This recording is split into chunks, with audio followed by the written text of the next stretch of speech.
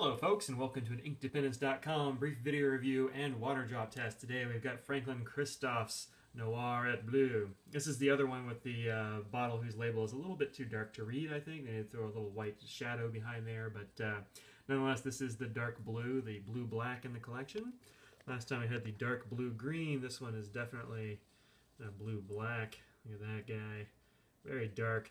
Almost purpley. It's so dark. In fact, as you can see here, it does come off a little bit purplish, but also kind of a very dark color. Let me open the blinds here, maybe that'll give me a little more light.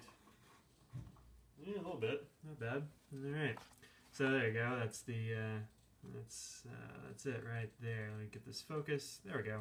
So dark blue black, so dark, almost purpley black, but very excellent ink. If you're into blue blacks, this one should definitely be on your radar. It doesn't have any of the green cast you'll find in a lot of blue blacks. This is just definitely a really dark blue black sort of thing. I had this in two different pens that are kind of the same sort of pen. I had it in my 600 Newton and also this, I think it's a 600 Newton. It doesn't have the knurled grip. And also in this Levenger L-Tech. This is new. I got it at the pen show recently. It's a broad nib, and the other one is a medium, so I figured that'd give me a little bit of a range here. So anyway, I was in these two pens. This one's one of my standbys. I've had this one for ages. Kind of love this pen a lot. So I can always talk about how it works. This ink is quite good. It's a very smooth ink. It has a lot of lubrication, it feels like, on the nib. It almost skates a little bit on this paper, just a little bit slick. Although this is Rhodia, so it's already kind of slippery. I haven't had any problems like that with regular copy papers and such. No skating problems. Works just fine. You see a little bit of sheen, or rather shading here. You don't see any sheen, no sheen at all on this one. No matter which way you turn it, no sheen on that one. On the copy paper, here it is, these lines right in here. You'll notice that there is a little bit of feathering, not a whole lot, and it just kind of shows through a little bit. In fact, you see a couple of feathers right in here maybe, but not too bad. And like I said before, I think this is a particularly cheesy piece of this paper. And you'll see here, which is the section we're looking at, you'll see a few spots kind of bled through, a couple of little dots, but really no big deal. And if you're using any kind of decent paper, this is not going to bother you at all. On here, of course, you're going to see some show through. Alright, so that's the copy paper test. Of course, on Rhodia, I often don't show the back of these pages, but like nothing here, of course, because Rhodia is stout like that. If you're not using Rhodia, get yourself some. It's really good. There you go. Alright.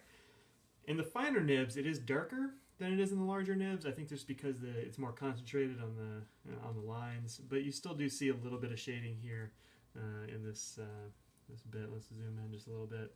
There you can see just a little bit of shading. Not a whole lot. This is a fairly well saturated ink. If you go down here to the comparisons, there we go. You'll see I've got it next to Noodler's Air Core, which is really showing off that sort of green hint that it has in it. On this one here, Sailor Sky High, that's a fresh fill, so it's going to be a bit lighter than it was on the other page. And then Namiki Blue, which is a really good blue. If you haven't tried the Pilot Namiki cartridges, the blue cartridges are actually pretty legit. And then Franklin-Christoph's Dark Chocolate, which will be coming up very soon, maybe next-ish? Oh, maybe I'll save the browns for last. I really like those. And you see that's an almost black brown. Super good. Just sort of shades into light brown. Alright. Water test time. So, see how this one stands up. I don't expect a whole lot, but we'll see how it goes. You can actually see here, it took a second or two to dry, and I put my hand on it and moved it. So anyway, that's what happened there. It's not, your vision's not going out.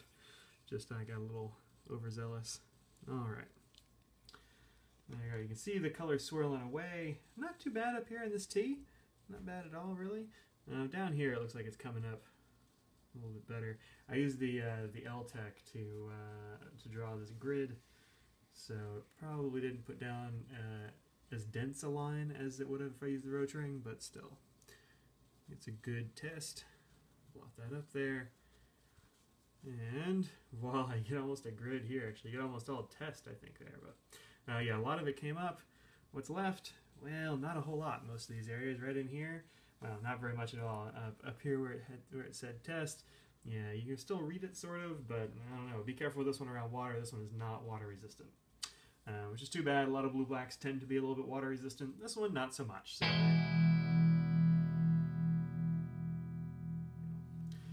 right. Here is the chromatography for this ink. There we go. Let's focus there a little bit. It looks a little bit fuzzy. Let's go back. There we go. That's better. But a little blue baseline up here, and then sort of bright blue, and maybe a little bit of a red tone, and then definitely some real dark, heavy stuff there. I think looking at it, you know, in other pictures, I think it's more of a purpley sort of color there that's coming through. So quite a bit of purple, some blue, a little bit of a little hint of reddy orange stuff over here on this side. So that's pretty cool. All right. This ink is only available at Franklin-Christoph.com as far as I know. You can get it there. It's $12.50 for a, what is it, a 2-ounce bottle, I think? Let me see here. Does it say on the bottle? I'm going to say it's 2 ounces. It's a little bit smaller than a Noodler's bottle, but not much. These are nice glass bottles.